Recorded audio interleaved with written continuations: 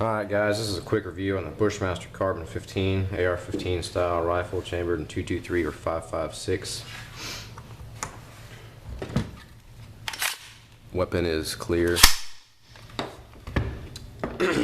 16-inch barrel, 1 in 9 twist. It is the pencil contour barrel, real thin barrel. 5.5 pounds is what this model is supposed to weigh. Has forward assist, has dust cover. Collapsible stock, not a very fancy one or anything, but it does collapse. It's got a sling swivel. Comes with a sling. I don't like the sling it comes with. It also came with a Bushnell red dot, and don't like that either. It's not really a very good not a very good optic. Cost of this gun, I believe, is right around $775 plus tax. Generally, I think your same gun but with aluminum receivers probably closer to $950, $1,000 plus tax. So a couple $100 less. Trigger on it is pretty bad. I don't like the trigger very much. It's got a lot of creep to it. Not a clean break really. A lot of travel, a lot of creep. Friend of mine's gun is what this is. He wants me to sight it in for him, so I've actually already taken it to the range with an EOTech on it to sight it in. He got an EOTech XPS-3 for it, and I put a 3-power magnifier on it to make it a little easier at 100 yards to get it zeroed in. I was shooting Federal Black Box American Eagle 55 grain full metal jackets, and first 20 rounds it did pretty decent. It was grouping about 3 inches at 100. It's not too bad for an EOTech with a 3-power magnifier on a gun like this. And then all of a sudden it started getting all over. It started going all over the place. It was actually having trouble staying on the paper a little bit. And I changed ammo. Changed from those Federal American Eagles, which I know are fine. They're good bullets. I shoot them out of my AR, and they group great. I changed to a Monarch, which is another bulk ammo Monarch. Used to get them from Academy when they were $7 a box. They're just as good. It's a 55 grain full metal jacket boat tail. They do just as good as a Federal. In every gun I've ever shot them out of, on the 223 at least, not on some of the other guns, but still all over the place. So then I changed the shooter. I let my brother shoot the gun. He was with me. He had his AR, his other Bushmaster that's got the aluminum receiver, and he actually already free floated the barrel. He's got a factory medium contour barrel on his. He free floated it. He was, one hole in him almost at 100 yards with the same EOTech and a magnifier. And he shot this gun, and it was all over the place too. Finally, while I was still at the range, I realized you got your polymer upper and lower receiver.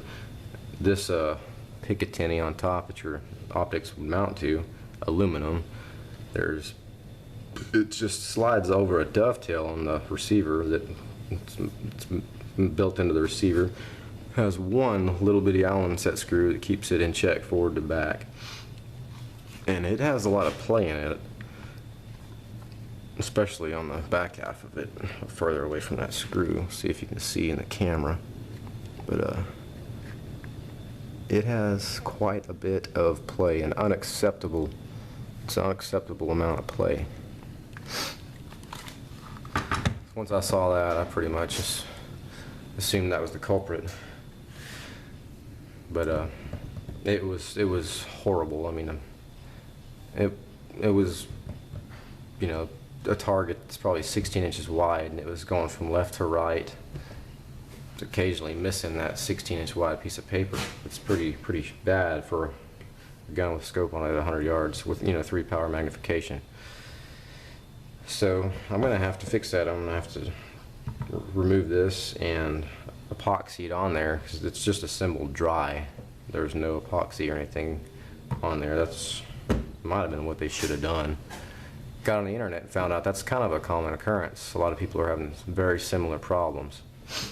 And a lot of people are doing similar fixes. They're epoxying it on there. That's exactly what I'm going to do. I'm going to use some JB Wells the quick weld, the quick JB weld, not the regular. Quick is pretty much dark gray, almost black, where the regular is white or tan. I don't want to use the tan stuff on there because it'll be obvious and look like crap. So I'm gonna use that stuff. Otherwise, I could send it back to Bushmaster, but from what I've heard, they're pretty slow with getting that done. You know, getting anything done. I've heard people even getting their guns back still having the same problem. So I'll take care of it for about $4 and be done with it. Otherwise, I had no malfunctions. Didn't have any failure to fire, failure to extract, stovepipes, anything like that.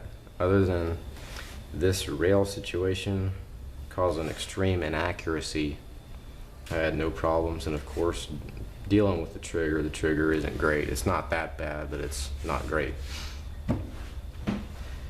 It's if I get that fixed, it'll be okay. But in perspective, this gun being $775, a better, you know, the aluminum receiver being only maybe $950 to $1,000, why not just go ahead and spend a couple $100 more and having a lot more sound of a gun, in my opinion? Because you got between your optic mounted to that polymer receiver and your barrel, you know, threaded into that polymer receiver, mounted into that polymer receiver, there's in my opinion a lot to go wrong. You got a lot of writing on that material.